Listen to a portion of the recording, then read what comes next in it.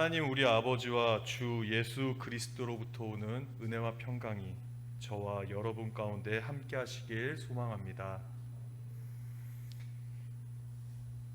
우리는 삶을 살아가면서 누군가에게 도움 주는 것과 도움 받는 것 중 그 누군가에게 어떤 사람이 되어주고 싶습니까?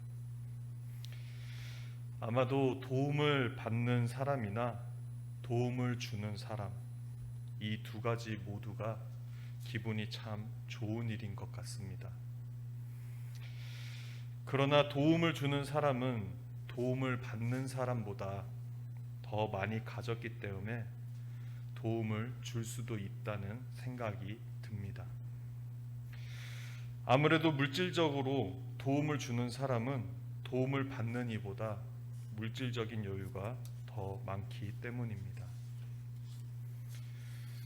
적은 재산을 가진 사람이 많은 재산을 가진 사람에게 물질적으로 도움을 주어야 하는 경우는 아마도 잘 없는 것 같습니다.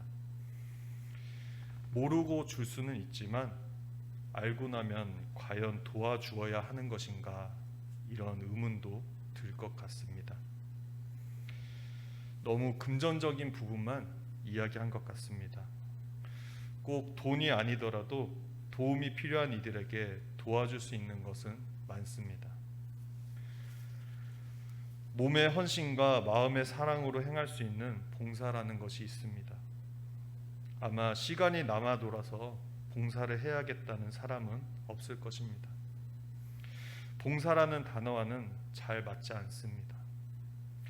헌신하는 마음과 사랑하고자 하는 일이 봉사이기 때문입니다. 또한 기도로도 도울 수 있습니다. 누군가에게 저를 위해 기도해 주십시오 라고 부탁받았을 때 우리는 그를 위해 하나님께 기도해 줄 수 있습니다. 내가 저 사람보다 기도를 더 잘하기 때문에, 또는 삶의 많은 시간을 기도하기 때문에, 그래서 기도를 도와주는 것은 아닐 것입니다. 기도로 부탁하는 사람보다 기도를 잘 하지 못할 수도 있습니다. 더 적은 시간을 기도할 수도 있습니다. 그럼에도 불구하고 우리는 기도로서 그들의 안위를 하나님께 도우시길 간절히 기도합니다. 이러한 여러 가지 형태의 도움이 오고 가는 상황에서 도움을 주는 사람이 도움을 받는 사람보다 더 유익한 것이 있습니다. 바로 하늘의 복을 받는 것입니다. 늘 도움을 받는 사람은 하늘의 신령한 복을 아마도 알기 어렵다는 생각이 들기도 합니다. 예를 들어 삶 가운데 늘 힘든 사람들이 있습니다. 그들은 살기 빠듯하고요, 또 어렵습니다. 그들은 누구로부터 도움을 받을 수도 있습니다. 그래서 누군가의 도움을 받는 것이 복이라고 생각할 수도 있습니다. 그러나 사실은 도움을 받는 것이지 복을 받는 것이 아닙니다. 늘 도움받는 사람은 늘 도움받아야 하는 그 처지에 머물러야 할지도 모릅니다. 그러나 부족하고 가난해도 자기보다 더 어려운 사람을 돕는다면 그것은 그들이 복을 받는 계기가 될 것입니다. 주님께서는 마음이 가난한 자는 복이 있다고 하셨지만 물질이 가난한 자는 복이 있다고 말씀하지 않으셨습니다. 또한 부자가 천국에 들어가기 힘들다고 말하셨지만 돕는 부자가 천국에 들어가기 힘들다고 말씀하진 않았습니다. 여리고에 사는 삭개오라는 인물을 우리는 아마도 잘 알고 있을 것 같습니다. 삭개오는 예수님을 만난 자리에서 자신의 재산 절반을 가난한 자에게 주겠다고 말했습니다. 누구의 것을 속여서 빼앗은 일이 있다면 내갑절이나 갚겠다고 예수님 앞에서 맹세하였습니다. 그렇다면 자신의 재산의 절반을 가난한 자들에게 준 삭개오는 그 이후에도 가난한 자가 되었을까요? 아마도 그렇지 않을 것 같습니다.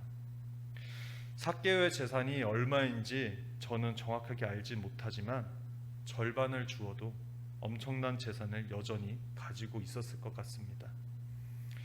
그러므로 삭개오는 여전히 부자였습니다. 다만 예수님을 만나기 전에는 불행한 부자였다면 예수님을 만난 이후에는 그는 행복한 부자가 되어 있었습니다. 비록 성경은 말씀하고 있지 않지만 아마 삭개오는 자신의 재산 절반뿐만 아니라 그 이후에도 예수님의 사랑을 따라서 수많은 가난한 자들을 기쁨으로 도왔을 것 같습니다. 그런 삭개오의 삶을 하나님께서 기뻐하시며 복을 주셨을 것이란 생각이 듭니다. 솔로몬은 오늘 본문에서 구제에 관하여 말하고 있습니다. 오늘 본문뿐만 아니라 잠언에서도 여러 번 구제에 관하여 말했습니다. 잠언 11장 24절과 25절의 말씀을 우리가 함께 읽어보겠습니다. 흩어 구제하여도 더욱 부하게 되는 일이 있나니 과도히 아껴도 가난하게 될 뿐이니라. 구제를 좋아하는 자는 풍족하여질 것이요 남을 윤택하게 하는 자는 자기도 윤택하여지리라. 아멘. 또한 잠언 19장 17절의 말씀을 제가 읽어드리겠습니다. 가난한 자를 불쌍히 여기는 것은 여호와께 구워드리는 것이니 그의 선행을 그에게 갚아주시리라. 아멘. 이것뿐만 아니라 여러 곳에서 솔로몬은 구제에 관한 것을 자주 언급하고 있습니다. 오늘 본문의 말씀에서도 1절에 보면 너는 내 떡을 물 위에 던져라. 여러 날 후에 도로 찾으리라. 7에게나 8에게나 나누어 줄지어다. 무슨 재앙이 땅에 임할지 내가 알지 못함이니라 라고 말했습니다. 그렇다면 구제를 많이 언급한 솔로몬은 그 자신도 그 구제에 관하여 잘 실천했을까요? 사실 성경은 그가 구제에 관해서 실천을 했는지 안 했는지 기록하고 있지는 않습니다. 우리가 알고 있는 한 솔로몬은 자신의 말씀을 신천하고 또 구제를 실천했기 때문에 하나님께 복받은 것은 아닙니다. 전적인 하나님의 은혜로 복을 받은 사람입니다.